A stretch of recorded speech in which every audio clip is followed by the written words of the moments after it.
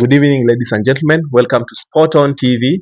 And as usual, this is a TV that speaks about health and relationship. And today our topic is uh, Love Me the Way I Am. So, from our research, we've realized that we lose quite a number of women every year because of procedures that are meant to change someone's looks or body size or things like that. And now this is an issue of concern. We have things like tummy tuck, where women are trying to hide their tummies by undergoing a procedure. We have things where things like silicone being put in the breast to enhance the breast, make them pointed or look in a certain direction. We have people even changing their face.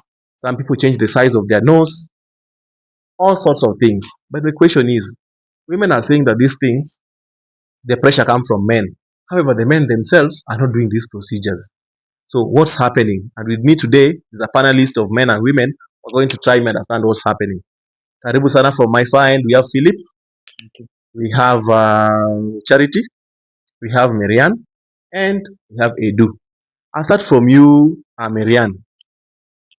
Is the pressure there? And where is it coming from? Yes, the pressure is there and a lot of it because ni kama wanaume wameshindwa kutupenda venye sisi tuko. Yeah. Okay. You find that a man cannot embrace or love a woman who has more weight or has that tummy or that flat. Yeah. That. Just say it. Yeah. So when you find that in the society we find some women are excluded or rather hukatiwi hawakupati because of certain features that you have and they don't like it. So as a woman, what it will trigger me to go and get those procedures no matter the risk, as long as I want to fit in. Yeah. All right. So I'm asking you, Charity, where is the pressure coming from, and what must you bow down to the pressure? Thank you so much for that question. I think the pressure is coming from the society itself, because not just from men actually. I think it's just the whole society, because the expectations of the people out there. I'm talking about in the women's side, for example. The society and the men, for example, they're setting a standard of how a perfect woman should be. I will not say that all men will want petite ladies or thick ladies. Some will prefer thick, some will prefer petite. But the perception of for example, the men who prefer petite ladies will find that you're going for a thick woman, and when you're in a relationship, you'll start telling the woman to lose weight.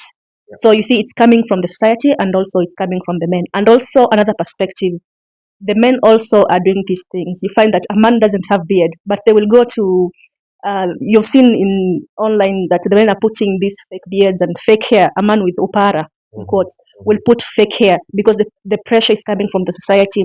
He doesn't want to be seen that he's getting old or something, but maybe it's just a generic thing. Yeah. But so the society is giving us pressure. I wish we could just accept all of us the way we are. Philip, my question is, why are you giving women pressure? Wow. I think that answer is relative, because I, now speaking from my perspective, that you need, any person first need to appreciate and know that he or she is blessed, especially women, how they are, you see, physically, that is the best they are, you see, and that is me personally love organic things. That is how organic she is. That is the best. Whether she's thick, whether she's petite, that is the best. You see. But now the question maybe we need to ask ourselves is, where did we come with this narrative? Where did this narrative come from? You see, that women, we want the Kim Kardashian like, you see, we want tea ladies, but why did you see, why? You see, now if you look at those people, you see, they they are that way. You see, that is their need. So if you want, you go. But I will come and say here that don't stop body shaming women. Stop doing that. You see, stop putting them down because of your preferences that you want. Accept the person that is. Women are subjected to change. You see, and all that. You too. If you just accept how you are and you are good to go. Edu, is social media playing a role and are men playing a role or tunawekelewa? Because these women kama walienda social media wakaona sijui mtu fulani anakaa in another way, they want to be like that, they want to do this, then wanakuja kusema ni sisi wanaume tunawapatia pressure, tunawaonea, ama ni social media wenyewe kwa wenyewe wanajipea pressure? Okay, thank you. The fact is that the pressure is there. Na wahenga walisema kikukulacho ki nguoni mwako. So in as much as we can look to other factors that are contributing to this pressure, it all starts with you. The moment you feeling like I don't have what it takes to be loved, whatever I'm having, it's too small. It's the thing that is contributing to me not being loved. It tells me much about your self-esteem. It tells me much about your self-confidence. And so, in as much as we can base other factors to whatever we're discussing about, that whole thing of yourself, it means yourself, you've not accepted yourself. And yourself, you feel like God didn't do enough. Or rather, how I am, I'm not good enough to be loved. So it's like kind of you've accepted it, like you find a point where actually no one has body shamed you, but yourself you feel like, hey, sina base, and you feel like this thing, it's enough to disqualify me. So you find that there are people who are disqualifying themselves even before they've been disqualified, and that is why I give someone a mic to talk, na before niendelee mjue na kuangana tumbo kubwa, na before niendelee mjue na kuangana this particular thing, as if it's such a disaster, or rather a disadvantage. Now to your question whether social media is contributing, I'll say yes. But it is not only giving pressure to the people that are yet to accept themselves. The moment I'm in TikTok, then I see a guy is having some very nice beards and I'm like, yo, kumbe ndio maana sitoki soko. The next thing, if at all I'm not good with myself, if at all I'm not contented with what I have, the next thing I'll be looking for something that will make me look like that guy, so as maybe to be loved, because I feel like I'm lacking love because of this particular thing. So social media is doing the thing, but for me, I'll base everything on self. Okay, thank you so much. So I'm coming to you, Charity, and I'm asking you this: are we body shaming ourselves, thinking that other people are actually body shaming us? Because the question is this: if you are trying and you're aiming your best to look like somebody else you've seen on social media, if you're taking pictures and trying to add filters so that you can post them on WhatsApp status, so that you can post them, why can't you take pictures the way our parents just used to stand and one cameraman will come, he's the only known cameraman in the village, angekuja na picha zake, alale chini kwa nyasi, awapige kama mmeshika KICC na nini, and people were happy. Today the pressure is there. Are we giving ourselves the pressure when we are thinking pressure inatoka kwa wanaume? Hakuna hata mwanaume amekupatia hiyo pressure. I think I will agree with you on that. Yeah. We are giving ourselves a lot of pressure. Yes. Because we think we're not getting appreciated out there. You will look at yourself and you say, no, I don't think I'm pretty enough, because the decision to change your body comes from yourself. I mean, you'll just think. I think we're giving ourselves pressure because the first instance will be low self-esteem, like I'm not believing in myself. But once you believe in yourself, I don't think you'll go for that procedure because you'll be accepting your body. So I will agree with you on that. That it comes from inside. Marianne, can you undergo a procedure to please a man? Any procedure? Okay, personally is a no, because I love myself the way I am, and I believe I'm fearfully and wonderfully made.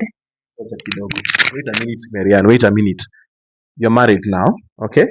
A man found you looking beautiful, you're married, then all of a sudden ume add weight, tumbo inakaa kama ya papa. You know him. So, and the man is telling you, now, I want the Mariana I married. This is the Marianne I married. The pressure now is there and is in marriage. Will you want to do something to please your husband?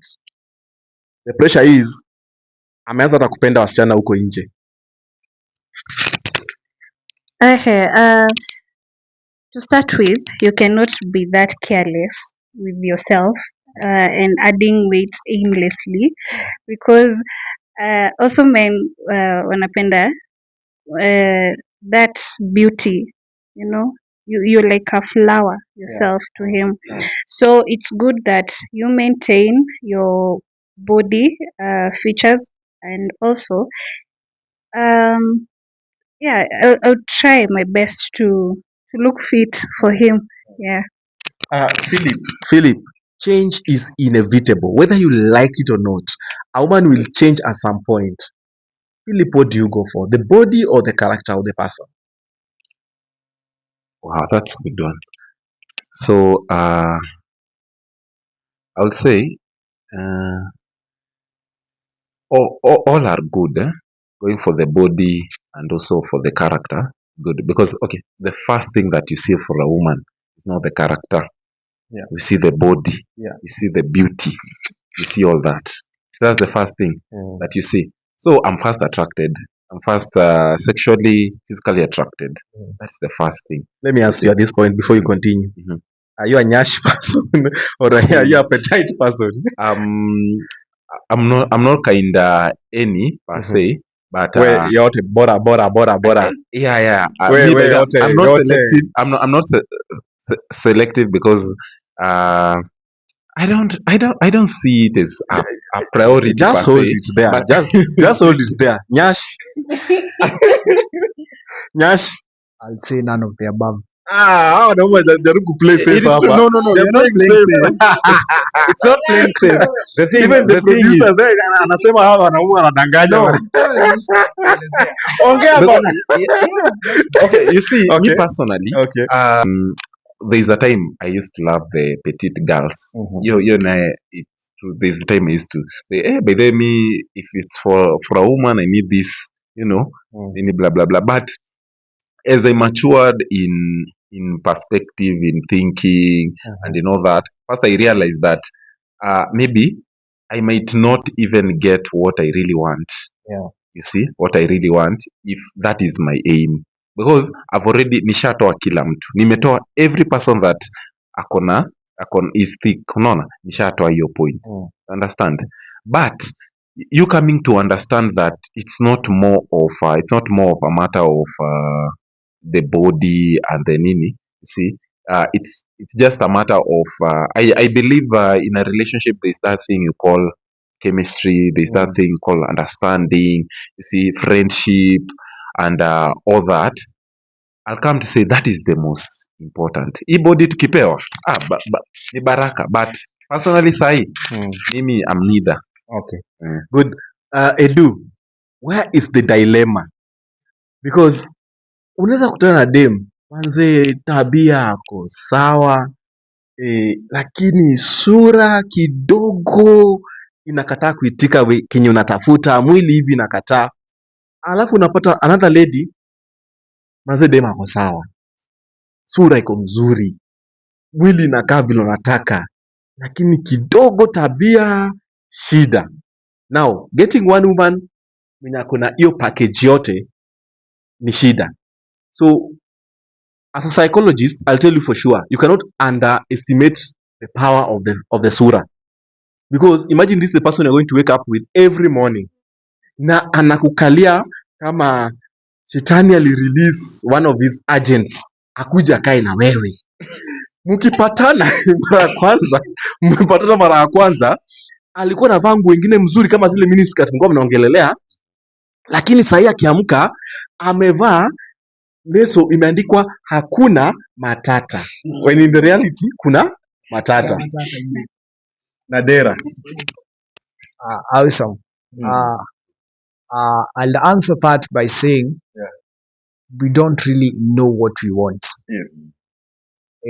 On the side of men and also on the side of ladies, because Charity here brought men to this conversation. Yeah. And you see, of course, even ladies unapata huyo hana beards, you know, huyo kuna kitu fulani anakosa ama kuna kitu fulani ako nayo na kidogo inashukisha points, you know. So I'll say we don't really know what we want. Yeah. Because the moment you narrow everything down to like, I need someone who will be helping me in this. I need someone to hold my hand in this. Yeah. Trust me, if at all this is the actual thing that you want, even yourself, you won't be able to explain how your eyes were not blinded, but how you overlooked every other thing. And I asked you, by the way, how comes you went for this person? And you'd be like, you know what? This person was just created for me. Why? Because she understands me best. Okay. You know, and everything. So, and also, there's also the understanding of some of these things, we can't control them. They are beyond our control. Yeah.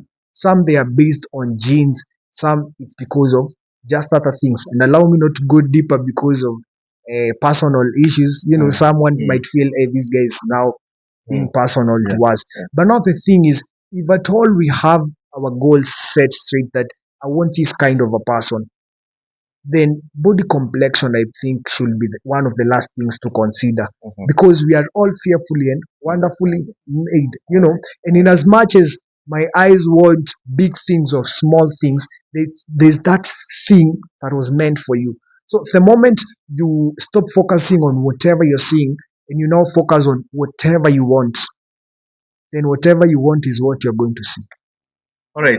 Okay. Marianne, have something to. Okay, I want to give a case scenario of a certain lady. I want to mention her name. She's so much followed on TikTok. Some time back, she was being trolled because of her face features, that she's ugly, blah, blah, blah. Yet, people are trolling someone who is living in her own mansion, you know. So, meaning the husband accepted her the way she is. He looked at other aspects other than the face of that woman. So I want to say that there are also men who will accept you the way you are. They will love you the way you are. So I'll urge women, be you. Charity, before you give me a feedback, my question to you also is, do we really have ugly people, or this is something we put to ourselves? Do we have ugly people? Thank you. I think ugly depends on perspective. You know, when we were in, I think primary or secondary, we're having the order of order of adjectives. That's when something looks nice to you might not look appealing to the other person. So matter of beautiful or ugly, you say beauty falls in the hands of what? The beholder. So whatever I see it's good to you might not look appealing. So I think that is just the content. No one is ugly. It's just the appealing that matters. Whoever looks appealing to me might not look appealing to somebody else. Okay. Yeah. So on the issue that my sister and my brother was talking about, I think God never made anyone perfect. You can never find someone who has character, is good looking, has nyash and good, you know, everything like a whole person. I think you just have to go for specifically what you like.